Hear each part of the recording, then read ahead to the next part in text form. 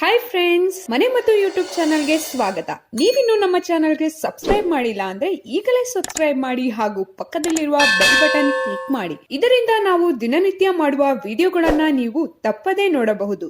ಪುದೀನ ಸೊಪ್ಪಿನಲ್ಲಿ ಚಹಾ ತಯಾರಿಸಿ ಕುಡಿಯುವುದರಿಂದ ಅಜೀರ್ಣ ಗುಣವಾಗುವುದು. ಪುದೀನ ಸೊಪ್ಪಿನ ಚಟ್ನಿಯನ್ನು ಬೆಳೆಸುವುದರಿಂದ ಜೀರ್ಣಶಕ್ತಿ ಹೆಚ್ಚುವುದರ ಜೊತೆಗೆ ನಾಲಿಗೆ ರುಚಿ ಹೆಚ್ಚಾಗುವುದು. ಊಟವಾದ ನಂತರ ಕಬ್ಬು ತಿಂದರೆ ತಿಂದ ಆಹಾರ ಸುಲಭವಾಗಿ ಜೀರ್ಣವಾಗುವುದು.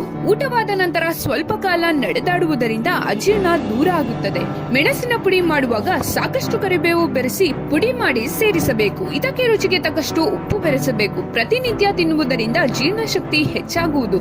ಅಡುಗೆ ಅಥವಾ ತಿಂಡಿಗಳಲ್ಲಿಯೂ ಕರಿಬೇವು ಉಪಯೋಗಿಸುವುದರಿಂದ ಅಜೀರ್ಣ ಮಾತ್ರವಲ್ಲ, ಹಲವಾರು ಕಾಯಿಲೆಗಳು ದೂರ ಆಗುವುದು. ಮೋಸಂಬಿ ಸೇವಿಸುವುದರಿಂದ ಜೀರ್ಣಶಕ್ತಿ ಹೆಚ್ಚುವುದರ ಜೊತೆಗೆ ಹಸಿವು ವೃದ್ಧಿಸುವುದು. ನೇರಳೆ ಹಣ್ಣನ್ನು ಸೇವಿಸುವುದರಿಂದ ದೇಹದ ಉಷ್ಣ ಕಡಿಮೆ ಆಗುವುದು. ಪ್ರತಿನಿತ್ಯ ಪುದೀನ ಎಲೆಗಳನ್ನು ಜಿಗಿದು ತಿನ್ನುತ್ತಿದ್ದರೆ ಜೀರ್ಣಶಕ್ತಿ ಹೆಚ್ಚುವುದು.